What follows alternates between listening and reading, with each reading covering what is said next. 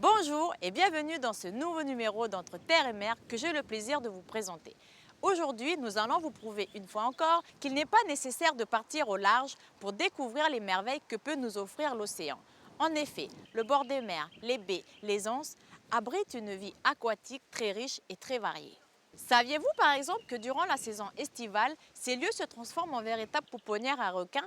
C'est en tout cas ce qu'a découvert par hasard un groupe de nageurs de Nouméa en tombant nez à nez avec des œufs de requins léopards abandonnés et cachés dans le corail près de la baie des Citrons.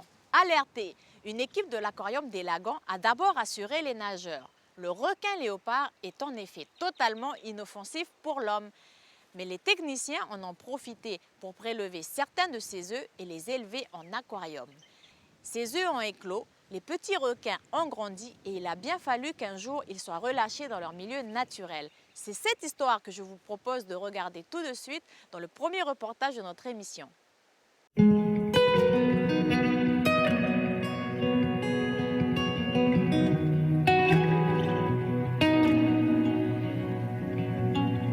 How do I wake my spirit cold? We always say when our history's told, if only we knew the things we know. Bon Thibaut, aujourd'hui épilogue d'une histoire commencée il y a déjà quelques mois, au mois de janvier. Donc voilà nos petits requins léopards, donc qui sont nés à l'aquarium et qui ont été élevés bien sûr et qu'on va relâcher donc aujourd'hui. If all good things ever come and go, let me back down in a place I know. Hold the nail for the Sur combien? Sur 12. Les 12 œufs que l'on a récupérés, donc 9 ont éclos. Et nous allons en garder 3. Donc dans notre bac qu'on appelle le platier, dont Thibaut est responsable. Et les 6 autres qui sont là vont être relâchés. Donc là, dernière pesée, dernière mesure. Et puis après, opération relâchée. Ils ont bien mangé depuis quelques jours, donc ils sont en pleine forme. Ils ont des réserves. Stegostoma fasciatum, donc dans le nom scientifique du petit requin léopard, que nous avons donc récolté les œufs dans la baie des Citrons. Donc on va les relâcher près de la baie des Citrons, vers le rocher à la voile. Chaque année, donc à l'aquarium des Lagans, on récupère en début d'année donc une série d'œufs de requins léopards pour pouvoir présenter un peu au public le stade juvénile de ce requin. Donc, et puis cette année particulièrement, on avait la chance d'avoir le date exact de ponte de ces œufs, ce qui nous a permis au bout de 5 mois de pouvoir confirmer un temps d'incubation dans l'œuf et puis d'arriver à acclimater ces requins juvéniles. Aujourd'hui, donc, on arrive à 4 mois d'acclimatation, des requins qui mangent tous correctement. Voilà, donc là on va les capturer. On va chercher la petite épuisette. On va commencer par celui-là. Donc c'est parti. Donc c'est un animal qui reste assez doux. Hein. D'accord. Donc on va le peser et le mesurer donc hors de l'eau. Pour la mesure, je te laisse le prendre.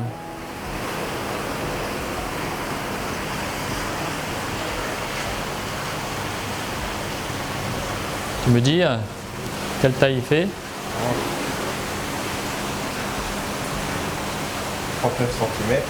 39 pour un poids de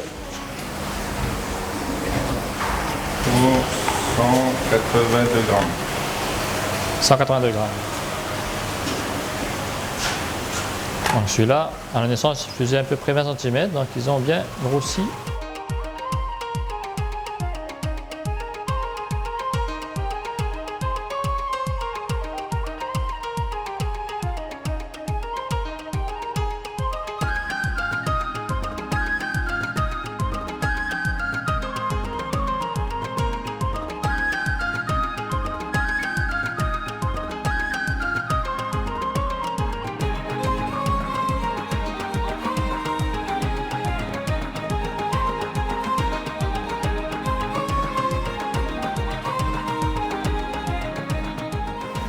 Autre opération aujourd'hui, donc on va relâcher une petite tortue imbriquée, donc qui est dans ce bac là.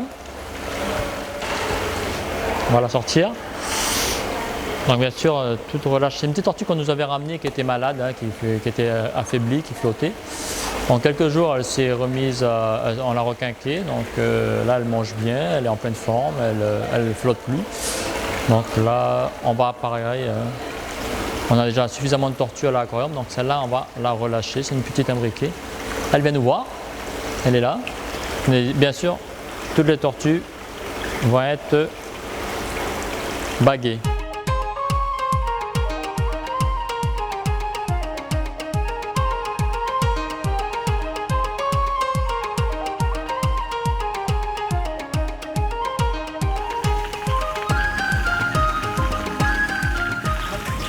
De l'eau pour le transport. On ne les transporte pas à sec. La tortue, on peut la transporter à sec.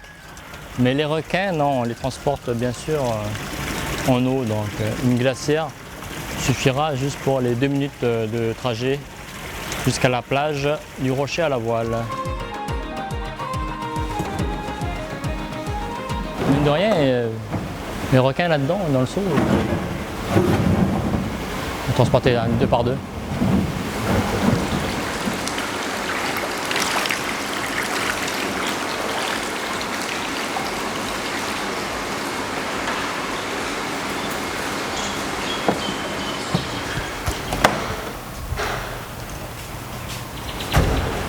En voilà 2 autres.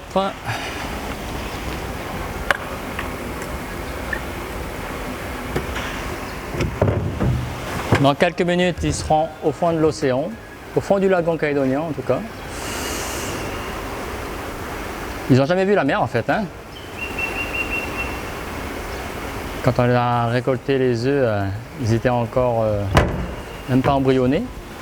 Donc ils n'ont jamais vu la mer. C'est bon ? C'est parti pour le dernier voyage vers des nouveaux horizons.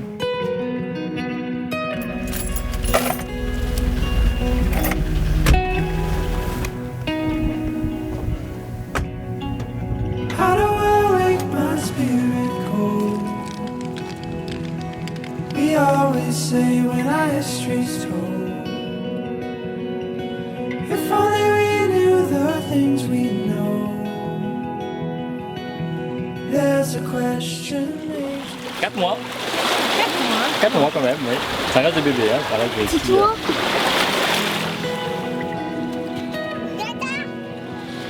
If all good things ever come and go,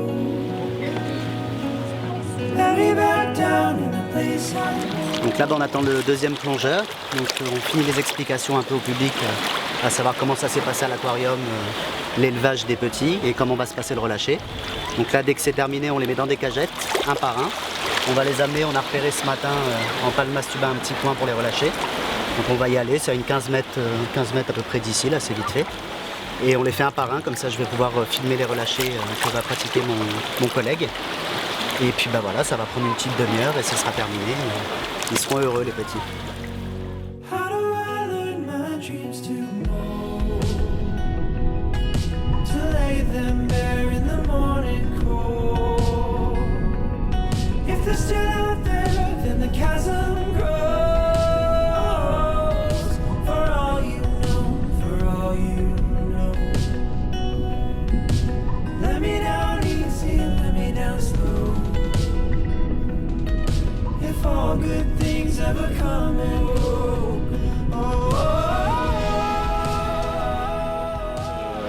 Apparemment, d'après ce que ils l'ont posé, ils se posent sur l'herbier là et ils bougent pas, ils sont là, un petit peu stressés, qu'est-ce que c'est cet environnement. Je vous présente Aline Guémas, en fait, une des grandes nageuses de la baie des Citrons, du club de la baie des Citrons. En fait, cette dame en fait, nous a appelés, nous a signalé en fait, de drôles de choses au fond de l'eau et au départ on était parti pour les identifier. Et c'est grâce donc à Aline donc, qui est là en fait, qu'on a pu avoir des œufs pondus dans la baie des Citrons. Normalement, toutes les autres années, on allait chercher les œufs, nous. On avait un site dans le sud de Nouméa, vers le Mont d'Or. On allait chercher nos œufs. Et là, ça nous facilitait les choses, c'était tout près. Et grâce en fait à Aline et aux autres nageuses, tous les jours en fait, ils nous appelaient pour dire on a récupéré 1, 2 œufs en plus, 3 œufs en plus. Donc on avait ainsi les dates exactes des pontes des œufs. C'est beaucoup d'émotions parce que grâce à l'aquarium, on a pu suivre toute leur évolution. Et ce qui était vraiment très très intéressant, puisqu'à partir du moment où l'œuf a été pondu, où ils ont montré l'œuf à l'aquarium, ils ont découpé une petite forme, ils ont montré l'œuf à l'aquarium pour permettre aux gens de voir vraiment leur évolution dans l'œuf. Leur naissance ensuite mi-mai, Voilà, ça débutait au mois de mai, la première naissance. Et puis toutes les autres qui se sont enchaînées. Et puis aujourd'hui de les revoir partir à la mer, c'est exceptionnel.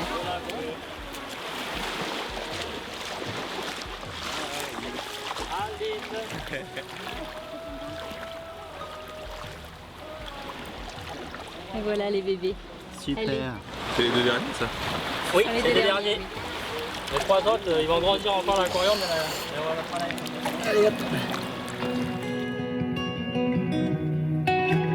On estime qu'ils ont encore l'instinct de chasse, donc ils vont pouvoir se débrouiller d'eux-mêmes. Nous, dans nos bacs, on les nourrit, même si on les nourrit tous les jours avec la bonne quantité, on essaie de mettre de la nourriture fraîche, on les laisse au fond et ils vont chercher tout seuls la nourriture. Donc. Mais on s'est toujours demandé, ce genre d'animal, comment il fait pour se nourrir dans la nature, vu comment nous, on avait du mal à les nourrir tous les jours. Donc en plus, vu la taille, leur petite taille, vous savez, ils font là, 30-40 cm, c'est une proie très facile pour les autres prédateurs qu'il y a dans la mer. En même temps, c'est comme ça, c'est la vie. Hein. Donc maintenant, on les relâche en espérant que là, on a passé 4 voire 6 mois pour le plus gros. On a passé un grand cap, parce qu'ils ont quand même une taille plus raisonnable pour être relâchés. On espère qu'ils vont survivre le plus longtemps possible. Et puis, si dans les années à venir, de plus en plus de pontes se font dans la baie Citron, c'est qu'on aura peut-être fait avancer un peu les choses. On espère qu'avec ce relâché, de plus en plus, ils auront plus de chances, on va dire, de survie. This is my home. How do I wake my spirit cold?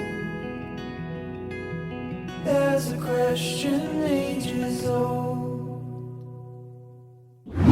Bébé requin deviendra grand. C'est ce qu'on espère en tout cas pour ces animaux de retour dans leur milieu naturel. Même si, comme nous l'a dit un technicien, certains serviront peut-être de repas aux nombreux prédateurs qui rôdent dans les parages. En tout cas, ceux qui s'en sortiront croiseront peut-être un jour le regard de Jacques Berthoumier, à qui nous avons consacré notre deuxième reportage. Passionné de plongée en apnée depuis 54 ans, Jacques réalise en effet de nombreuses sorties à la baie des Citrons ou à Lansvata. Pendant 31 ans, il a participé à des compétitions de chasse sous-marine, mais depuis qu'il a découvert par hasard la photographie sous-marine, il a troqué son fusil contre un appareil compact numérique. Jacques a une manière bien à lui de pratiquer sa passion. Il plonge en apnée et cherche surtout à capter le comportement des espèces marines qu'il croise à quelques mètres de la côte. Jacques sait se donner le temps qu'il faut pour saisir l'instant. Et c'est ce qui fait que ses photos et ses vidéos ont quelque chose de magique.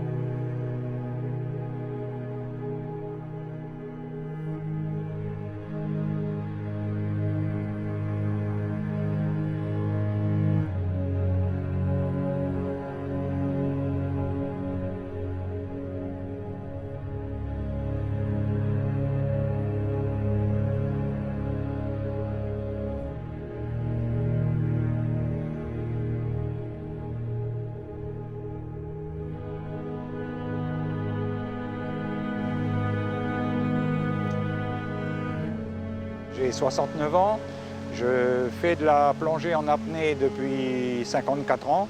Je me suis mis par hasard à la photo sous-marine et depuis c'est devenu une autre passion quand même.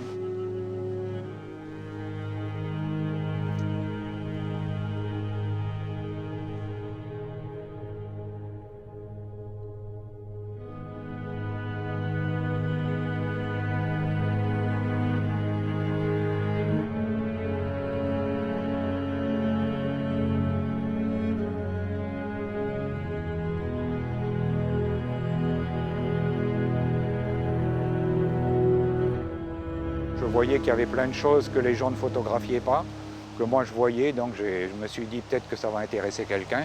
Je me suis mis à la photo sous-marine, voilà.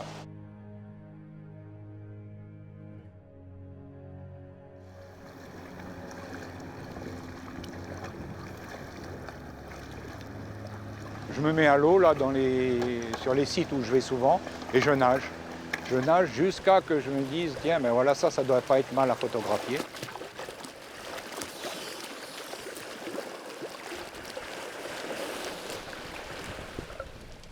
Mais des fois, il m'arrive de photographier simplement des étoiles de mer, hein,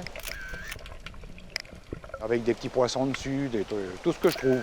Tout ce que je trouve et qui m'étonne, quoi. Je me suis spécialisé, entre parenthèses, dans des photos de sujets que personne ou très peu de gens voient.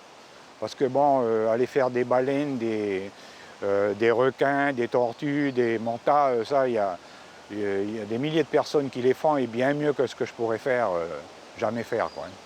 Donc je cherche tout ce qu'il y a de difficile à voir. Comme je passe beaucoup de temps dans l'eau, je cherche un sujet. Et quand j'ai trouvé le sujet et puis qui me plaît, je suis pendant 3, 4, 5 heures des fois. Donc ça me permet d'avoir des plans différents, de pouvoir approcher les animaux beaucoup plus que ne le font des plongeurs photographes en bouteille. Parce que tous les animaux, c'est un peu comme les animaux terrestres, un chat ou un chien, au bout d'un moment, il s'habitue à vous, il vient, il se fait caresser. Les poissons, c'est pareil, hein, il y en a qui viennent dans ma main, il y en a qui se posent sur moi au bout d'un moment. Donc c'est beaucoup plus facile pour moi de faire de la macro-photo avec, et puis justement de montrer des choses que les gens ne voient pas, quoi. J'ai des photos de petits poissons, un petit clown qui venait tout le temps me mordre la lèvre, donc j'ai fait des selfies à l'époque, hein. Et après j'en ai d'ailleurs refait quelques-uns avec beaucoup de poissons, quoi, hein. C'est amusant et c'est simplement pour montrer qu'on peut approcher n'importe quel animal avec de la patience, quoi. Donc j'avais un hippocampe, parce que je leur donne des noms, hein, que j'avais appelé Yellow parce qu'il était jaune. Comme il s'était habitué à moi au bout de plusieurs jours, hein, quelques heures en plusieurs jours, j'arrivais à côté de lui, j'écartais les algues et il venait manger entre mes doigts dans les algues.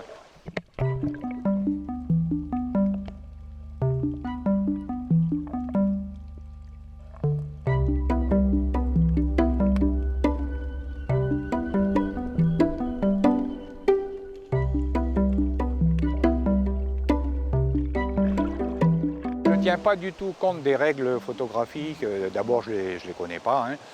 Moi, j'estime que je fais la photo, je regarde la photo si elle me plaît. Et si elle peut plaire aux autres, c'est tant mieux. Mais je fais la photo comme elle me plaît. Comme je passe beaucoup d'heures sur un seul sujet, je fais plusieurs photos. Donc, dedans, il y en a quelques-unes de bonnes, quoi, hein. Ma spécialité, entre parenthèses, bien sûr, hein, ce sont les reflets. Parce que ce sont des sujets avec lesquels j'ai gagné beaucoup de concours et qui sont très rares à pouvoir faire, hein. Il faut être en apnée d'abord, hein, parce qu'il faut une mer calme, il faut bien regarder comment se reflète l'animal ou le sujet sous la surface. Ça se pratique surtout la nuit, hein, parce que là c'est plus simple, vous voyez bien la surface qui fait le miroir quand le sujet est éclairé. C'est ma passion, les reflets, hein. Partout où je vais, j'essaye de trouver des reflets, quoi. Par exemple, l'année dernière, je suis venu dans la mangrove, j'y viens souvent, hein, et là je suis tombé sur un petit platax comme ça, un platax terrain, hein, pour les initiés. Et je l'ai suivi jusqu'à qu'il quitte la mangrove presque à l'âge adulte, quoi, hein. Donc lui, que je l'avais appelé Jojo, et je venais à côté de lui, je le touchais, pas quand il était tout petit, mais au bout de 2-3 mois, je le caressais presque, quoi, hein. Je le touchais avec le doigt, ça ne le gênait pas du tout, il venait me voir. Et puis d'un seul coup, il est venu à côté de moi, tourner autour de moi, donc c'était calme plat, j'ai pu faire plein de reflets avec lui, quoi.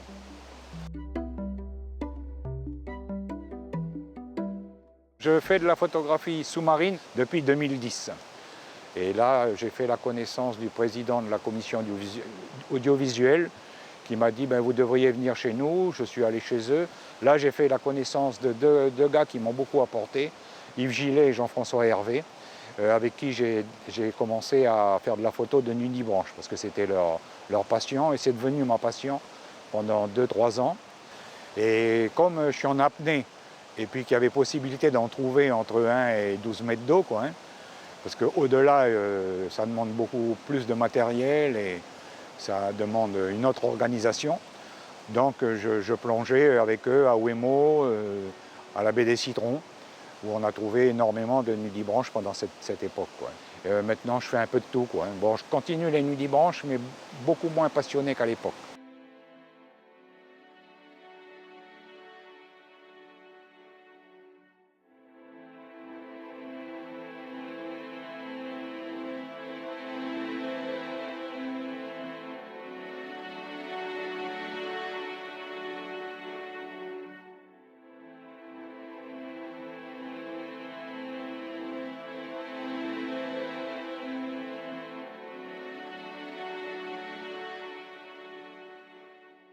Depuis 2011, année depuis laquelle je participe au concours, ouais, j'ai fini une fois 3e, une fois 7e au Festival mondial de l'image sous-marine.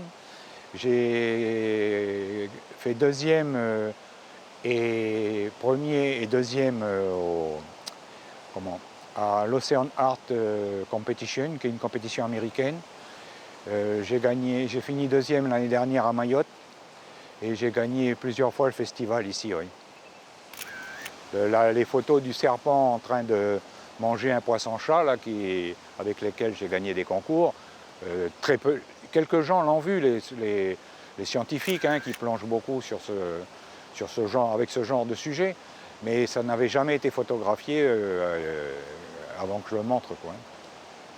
Ce qui me fascine dans le milieu marin, c'est parce que j'aime être plus dans l'eau qu'à terre. Donc il n'y a pas que les poissons, c'est-à-dire même le corail me fascine, hein. Le corail, les nudibranches, les coquillages, les poissons, tout ce qui vit dans la mer.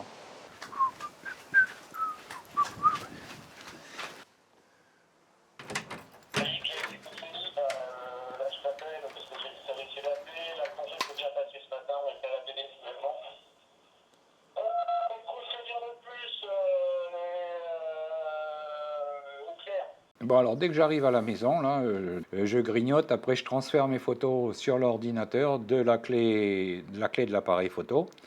Et là, quand elles sont sur l'ordi, j'agrandis chaque photo, je prends les photos une par une, je les mets à 50% d'augmentation. Je regarde si là, par exemple, là c'est un visage, enfin c'est un portrait de poisson. Et si c'est net à 50%, je conserve la photo. Si c'est flou, je jette la photo. Je regarde s'il y a des taches. Voilà, donc là, il y a une tache. Je fais ça, je l'enlève.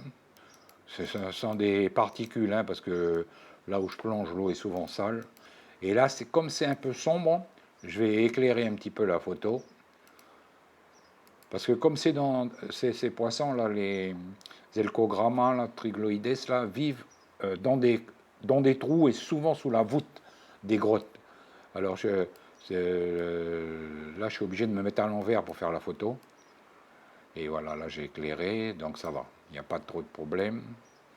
Il ne faut pas éclairer trop non plus parce qu'il ne faut pas que ça dénature la photo.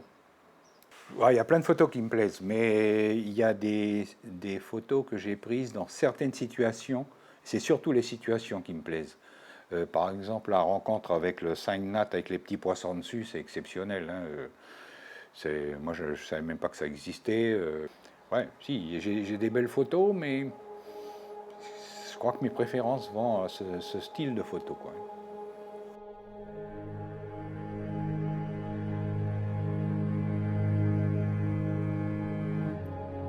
C'est surtout de pouvoir faire profiter aux autres ce que je vois, quoi, hein. Chacun a ses critères, moi j'ai peut-être pas les mêmes critères que les autres, hein. Je pense que c'est subjectif, hein. Chacun a sa propre vision de la beauté, hein. Je ne suis pas un artiste, hein. Je suis quelqu'un de passionné, qui aime ce qu'il fait, et puis qui essaye de transmettre la passion à d'autres personnes.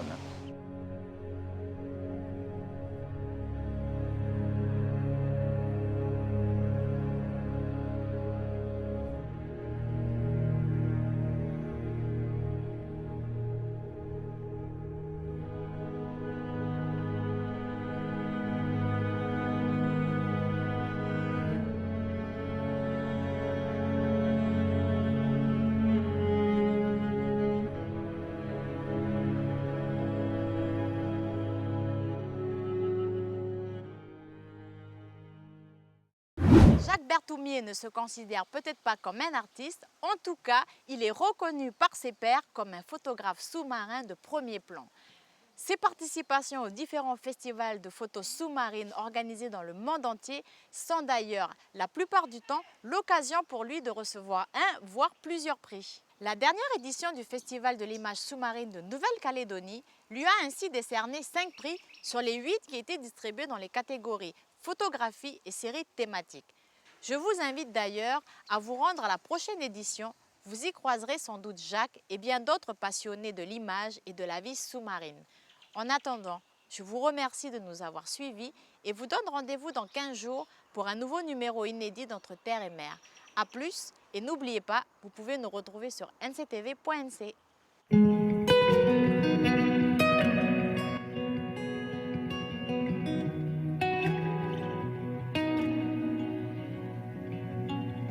How do I wake my spirit cold?